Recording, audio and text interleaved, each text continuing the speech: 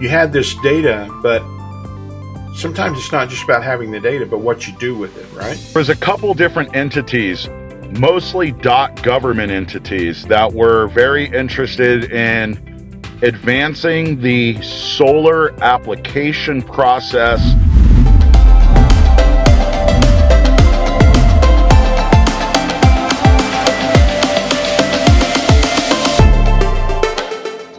Welcome to Emphasis Tech Talks, the podcast for business leaders navigating technical challenges to find a competitive advantage and elevate your bottom line. Today's guest is Chris Bridwell, CEO of Supernova Energy. Chris, hi, thanks for joining us. We appreciate you jumping on with us. Yeah, for sure, David. It's a pleasure to be here. Awesome. So, Chris, you're with Supernova Energy. Can you give us just like the 1 minute elevator pitch about what Supernova does? Yeah, Supernova Energy, we're definitely much more than a solar company. We have been always data-driven, AI-driven, and quantum-driven since the year 2018, and we just celebrated a 6-year anniversary on the 18th of October. Wow, awesome. Okay, well, you're talking my language when you start talking about the data. So can you give us a little bit of an overview? I mean, I don't want you giving away any company secrets or anything, but how are you using data, or how does that help move your business and make you competitive? Oh, well, yeah, no, there's no secrets. I mean, we're an open book over here. So what ended up happening is we first started building a mainframe and database on premise that was specifically to be used for advertising and marketing purposes. Within that process, we ended up with real-time electricity usage globally. That's in a nutshell of what transpired. Most things that are this large and innovative happen by accident. We ran into it on accident. We were just first gathering, of course, with the proper, you could say, opted in sources, electricity bill usage, so we wouldn't have to ask customers that were contacting us for their electricity bills, just to speed up the process of sales, advertising, and marketing. But then it turned into the exact real-time electricity usage globally. Wow. Yeah, that's quite the data set there. So what got you started in computers? I mean, I know that you in the tech field, so I know you've got a background in radio and the entertainment industry there. So what was the impetus to get you to start in a technology business like that? Well, that's a great question. I mean, it really started with my father. Before he passed away, he worked for IBM, McDonnell Douglas, JPL, Skunk Works, NASA as a private contractor, graduated from USC. And I got really kind of discouraged on technology when it was like I wanted a surfboard. It was like for my 12-year birthday or something. Right. And instead, he got me a DB2 IBM PC computer, which was just basically, you could put a floppy disk in it, but it was basically just an electronic typewriter. So, I couldn't play video games on it or anything like that. So I was fairly resentful at my father for that until he passed away. Yeah, it was really interesting. And then fast forward, after he passed away, I started really diving in, trying to take shortcuts in college. So I ended up enrolling into like information technology classes and Excel classes because I heard they were easy to do and it would satisfy certain requirements for certifications. Because my main thing at the time, and this is in the year 2000, within the American Online kind of where you'd have to pay to go online dial-up days, is getting a fast internet connection. It wasn't about me really being passionate about technology yet. But through that process, there was a couple professors at a community college, Orange Coast Community College, that were really on the cutting edge of Netscape Navigator, let's say. So one particular class I had to, the final in this class was to make 700 websites on Netscape Navigator as a classroom as a whole, kind of like a think tank, right? And of course, I didn't know back then. It was like HTML. I was proficient like at writing small code, but I wasn't necessarily a coder. So what I ended up doing is at the computer lab, I started offering a lot of the kids in the area that were either living over in Garden Grove, California, which was very much a little Saigon type of area. A lot of Vietnamese, a lot of Korean, Japanese is a very much, let's just say, advanced with technology even back then. And then I started paying them by the hour to finish that final class. There's no secret in that. And I almost got kicked out of school for that because they were like, you can't be paying people to help you with this final. And I'm like, well, how else are we going to build 700 websites? And then, so that was really exciting, though. That was what really kind of got me passionate uh, about technology. And then, right after I got through that process of my life, there was a friend of mine, Lynn Nordheim, who Craig, the founder of Craigslist, was actually living on her couch. And then I was like, wait a minute. Craig just went from couch surfing to being very wealthy. Maybe I should take some of the stuff that I learned when I was just going after like basically a digital media arts certification, and I should start to apply it. But then I got completely pulled into finance, and I ran an asset management company in Newport Beach for a decade successfully, and then everything comes full circle in life. So after the mortgage crash, I started diving back into technology. Wow. All right. That's quite the story. Um, and so, so now we fast forward, you start into this business here with Supernova, and you've got this data for the electric bills globally. Um, let's talk a little bit about the technology in that. So, how are you leveraging technology, and because I'm thinking about it in more of a broader scale, like for our audience. So, you had this data, but sometimes it's not just about having the data, but what you do with it, right? So, can you That's dive absolutely into that a little correct. bit? That Yeah. Yeah, definitely, Dave. That's absolutely correct. So there was a couple different entities, mostly government entities, that were very interested in advancing the solar application process for interconnection. In layman's terms, speeding up the process that it takes in order to connect to the electrical grid. And that was National Renewable Energy Laboratory, along with it's actually an app called Solar App that is just trying to digitize the process of just connecting the solar to the grid. Well, when I saw them doing that, I was like, okay, well, that makes a lot of sense, but you're never going to really be able to digitize stuff that has to do with manual processes of civil engineers at times, if it's utility scale solar or if it's a larger commercial project.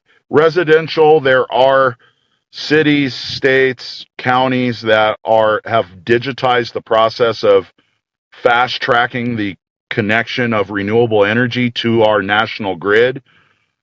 But when it comes to data and technology, it's not about automating the manual processes.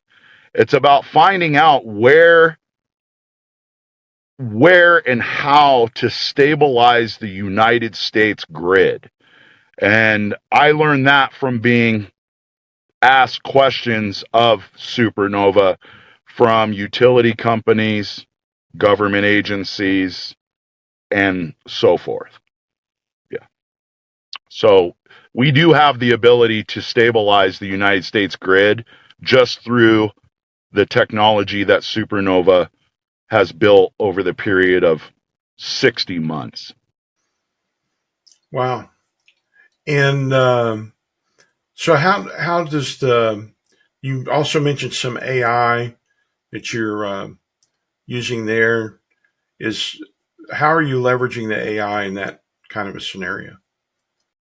Well, see, what's really interesting about AI and Chat GPT and a lot of the other items that we will see from now until the end of the year is that most of it is just advancing search, right? Making it easier to find the information that you're needing for a particular project, especially if you are in the development space, technology development space. We've always looked at AI as true AI, meaning I'm not saying a digital twin or some type of sentient type of knowledge or some type of intelligence or calculator that can process information and spit out answers faster than the human being can. I'm not talking about that type of AI. I'm talking about the type of intelligence that understands that certain key principles, like number one, electricity and or light. Light itself, according to Einstein, always travels at the exact same speed and time. Now, why is that? Regardless of whether or not we've invented all different types of clocks that do calculate time as we know it within this particular, uh, you could say within the world we live in, right? That that is completely different than the way that a computer thinks. The way that a computer thinks is zeros and ones, unless it's you're starting to get into quantum computing. Now, you do have companies like Anthropic, which just successfully established their first round from Google, their first 500 million out of 2 billion. And they very much, it may look like a Chat GPT search box, or I call it a search box still, just because I guess I got started in the year 2000, right? But what it does is it's basically pulling any and all information, not just from today or 10 years ago, but very factually, predictively being able to determine what's going to happen 10 years from now. Now, that may not be necessarily a time machine. It's not going to transport any of us 10 years in time, but it's 99% accurate when it comes to predictive analytics. So when I think of AI from the use case that you asked me about earlier, we use AI to determine where we can be the most efficient within the what I call the energy transition from fossil fuels to renewable energy, which is not just solar energy. It's everything from, hydro fuel cells Right. and things of that nature. Yeah. Hmm. Hmm. Yeah. So that's yeah, and I'm with you that most of the um, AI work that we're seeing today is really just improving the chat or the search mechanisms. But that is interesting how it's you're using that to forward predict, um, which wow, that's really very powerful when you think about it. Well, and it's out of, I would say, risk aversion. It's very much from my financial background on how we apply that type of AI.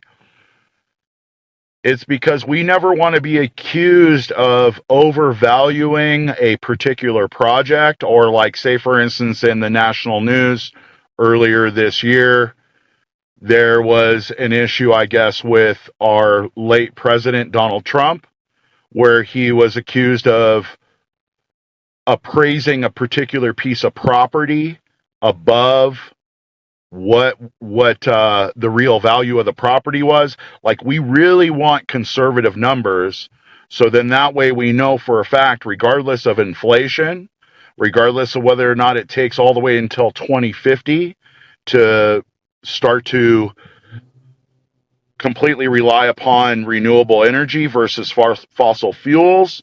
Like, there's a lot of risk aversion.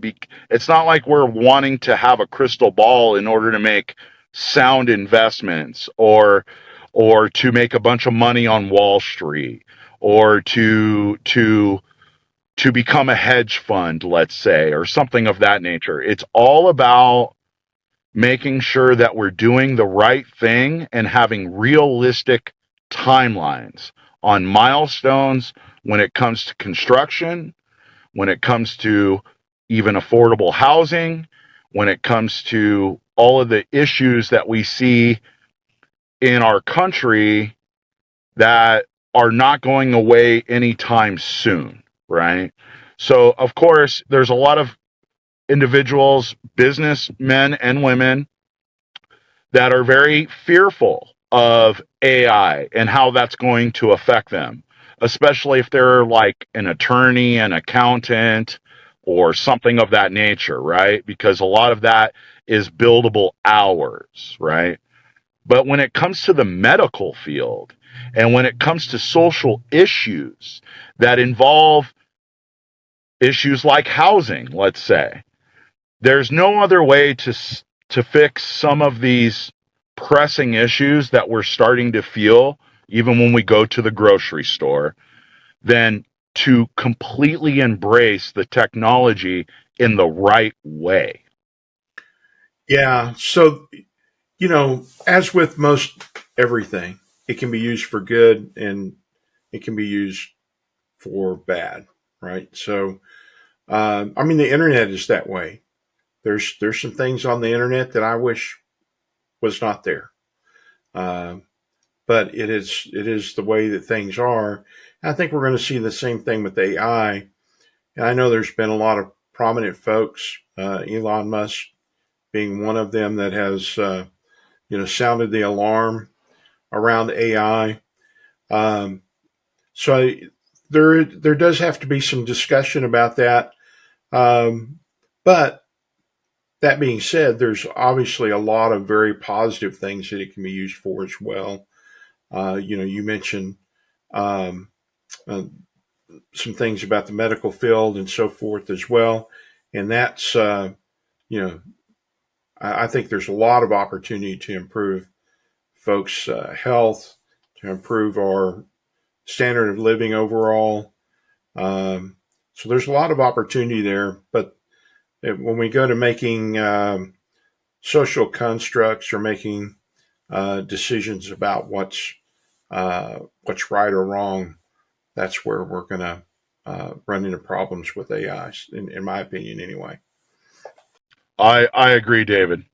I completely agree. As far as when it comes to the overall scope of how powerful it is to be able to know, like, I'll give you a good example. Uh, the telecommunication companies are very much interested in a lot of the, I would call it, middleware that's in the tech stack of Supernova, and we are definitely willing to help with infrastructure as far as stabilizing the grid and making sure that everyone has good, reliable energy And we definitely are in support of making sure that rural areas have better internet signal, because a lot of the solar that we do is in rural areas and it creates jobs. But when it comes to medical, some of the other things that have to do with affordable housing, homelessness, things of that nature, the that's where I see AI being either extremely helpful or extremely dangerous because of what I call the great digital divide. You know, like we're meeting today through technology, for instance, right? Somebody who's homeless, they may have a cell phone in their hand, but they wouldn't know how to communicate the way that we are today. And that's just not fair. Yeah, and there's yeah, I get some of that around the digital divide, and you're thinking around the rural areas. That's uh, that's something that we deal with quite a bit as well. So let's talk a little bit more about the technology stack. So you mentioned the quantum computing aspect that you're leveraging there. So is that uh, well? I'll just make that an open question. So what can you tell us about how much of the quantum computing you're using, and kind of generically what the use case is for that? Yeah, of course. So, yeah, and of course, I'm more like we are 100% transparent. We share technology. We are not open source, but we are very much if you can figure out something better, then let's use whatever you can use. It's very much an open playbook. So, when I'm talking about quantum computing, I'm talking about getting the computer to be fast enough as if it's a quantum computer. Not that it's being used the way that quantum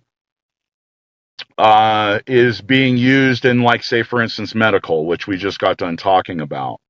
So a good example of this is that if a quantum computer is fast enough and efficient enough, then it takes a lot less electricity. And so we have manufactured or co-manufactured certain types of data pods.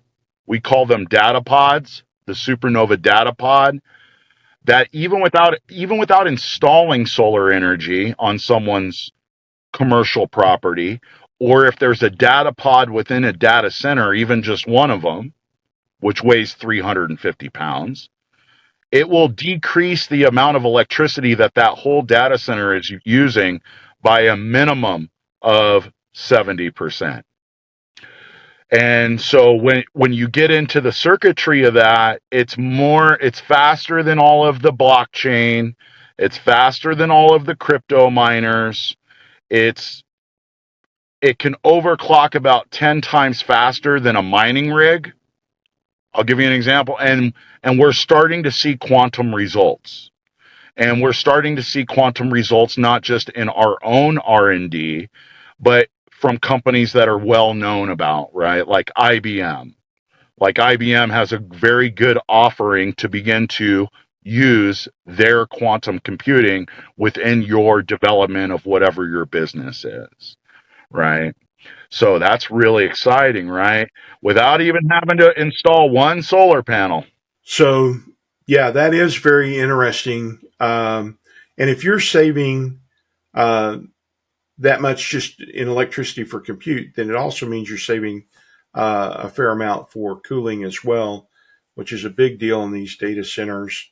They spend a lot of energy, time, and money around that factor as well. So that is very.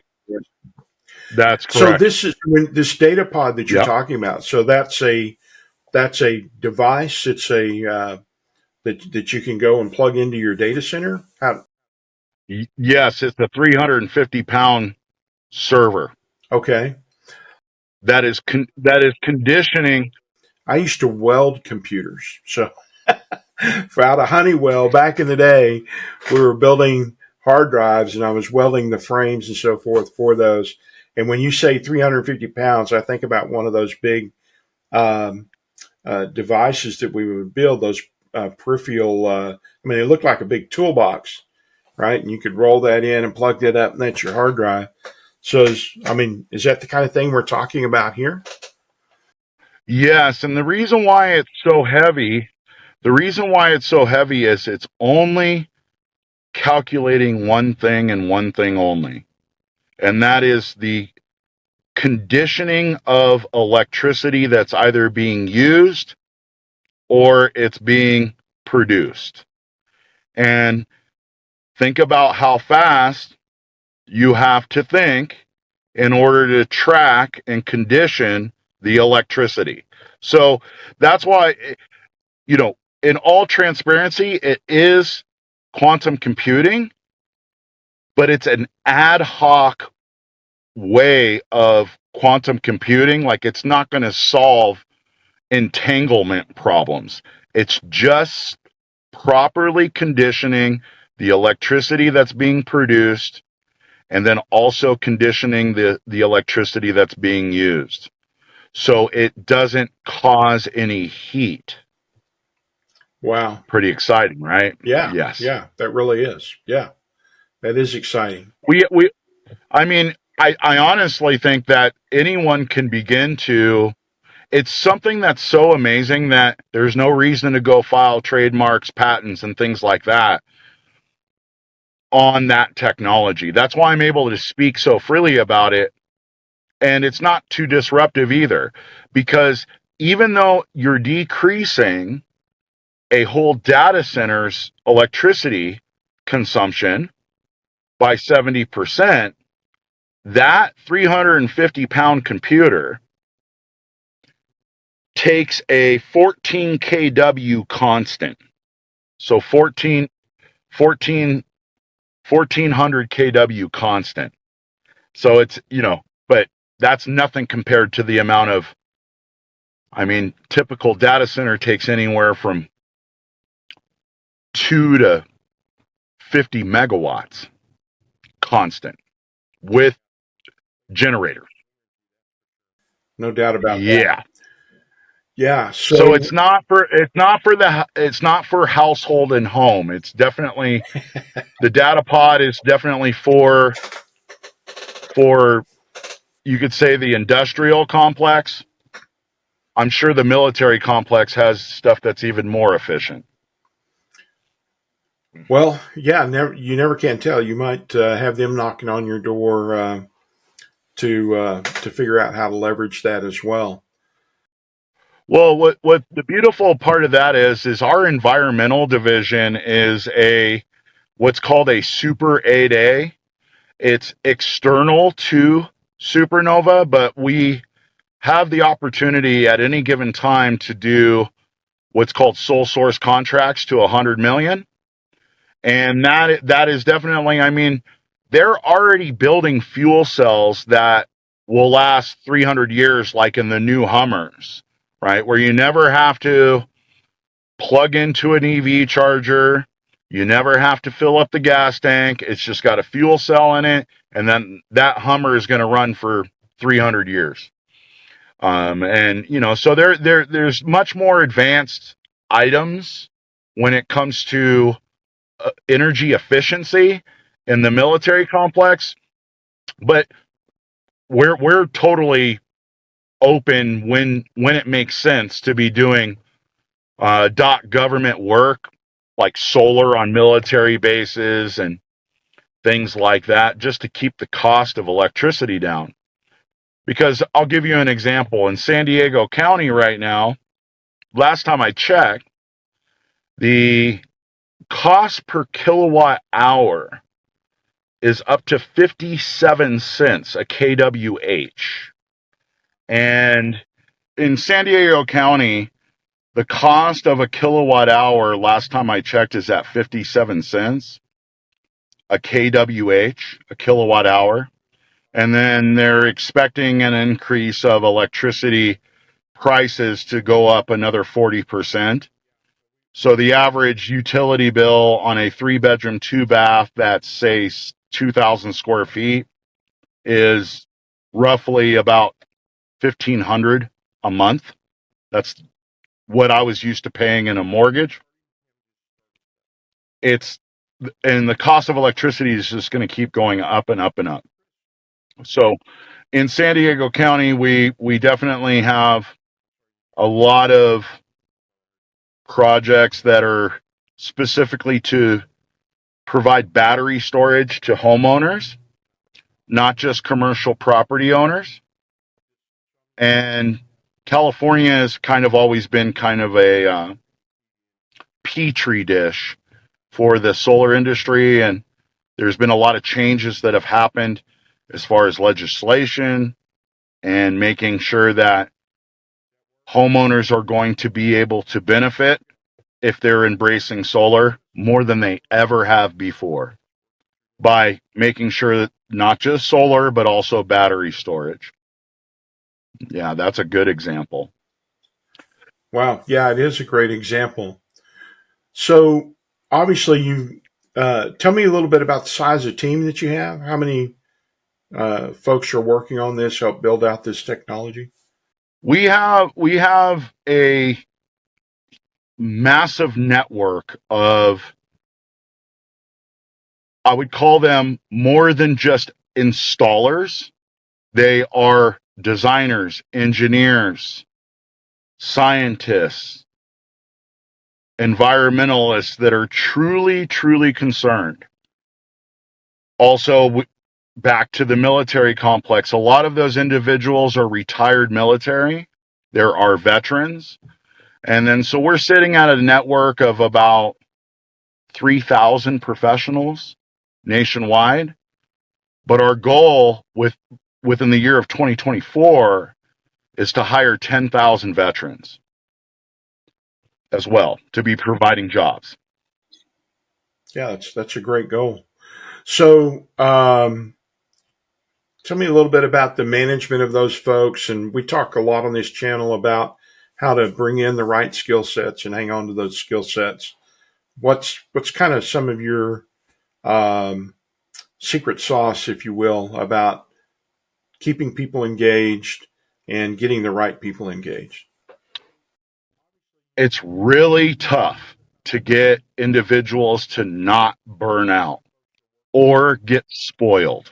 And what I mean by that is that if we go back in history all the way to the gold rush, all somebody has to do is strike gold once, and then they were building mansions of their own, even back then in the almost Wells Fargo carriage days. So in this day and age, it's almost like this, it's like a gold rush and an industrial revolution combined. So you have a lot of individuals that, of course, everyone's going to move at their own pace. But this, as as you know, David, technology is moving so fast that if somebody isn't truly passionate about technology and also about renewable energy, they're just not going to be able to keep up. So within 90 days, I would say, of a boarding process with somebody who's new to Supernova, they realize that we're moving at the speed of a 270-mile-per-hour bullet train, and they can burn out really quick because we're not just looking to install solar on individuals' roofs, and we don't twist anyone's arm to embrace solar. We've never knocked one single door. We educate individuals and businesses on renewable energy so they can make an informed decision. And we honestly don't care where they go to go solar. We want all solar companies to do well because we're focused primarily on the larger commercial utility scale industrial projects. So we'll we just want people to know whether or not it does make sense for them to go solar or not. Yeah. So I hear you on the burnout, and that's one of the things that I tell folks that are looking to get into technology as a career is, first of all, you better like learning and be ready to keep learning because it's going to keep changing. The things that we were doing 30 years ago, for the most part, don't apply today. So, yeah, you better be learning new things. And so tell me also, what are you thinking about for the future? So you're on this, as you said, 270 mile an hour bullet train. Um, you better have a plan about where you're headed, what the goals are, and how you're going to get there. And as you said, technology is changing all the time. What are you seeing coming down the road, technology wise, that's going to make a big impact on what you're doing, or that even some of our audience here that are different business leaders and business owners, um, what should we all be looking for, and how do you think it's going to change the way the commercial landscape and even your individual landscape? Yeah, of course. I mean, the goal is to have complete neutrality or carbon offset globally, and there's two different opinions there. Some say that we can accomplish this by 2030. Others say that it's going to take at least until 2040, 2050, and it really comes down to the rising of our oceans. And I am not an economist or an environmentalist, but when you're driving down the streets of Miami and you see that they already have what you would call Army of Corps engineer type of technology sitting on the streets as if all of Miami's going to flood, that's the writings on the wall, right? So it's actually the sea level. Like when we're pulling, if somebody comes to us for solar, say for instance in Newport Beach, California, and they're on the Balboa Peninsula, which is basically just a man-made peninsula that goes out in Orange County, California, the flood rate or the potential of it flooding is like a 10 out of 1 out of 10. And they've never had any floods to where the peninsula is completely flooded. So I'm giving real-time examples in my life on what I see the future being unless we get ahead of this. And that's why we're moving so fast. And when I say we, I'm talking about any company that is making more, that's in technology, that is grossing more than 15 million a year, or even listeners who are running a small IT company. Be focused on what type of products that you're using.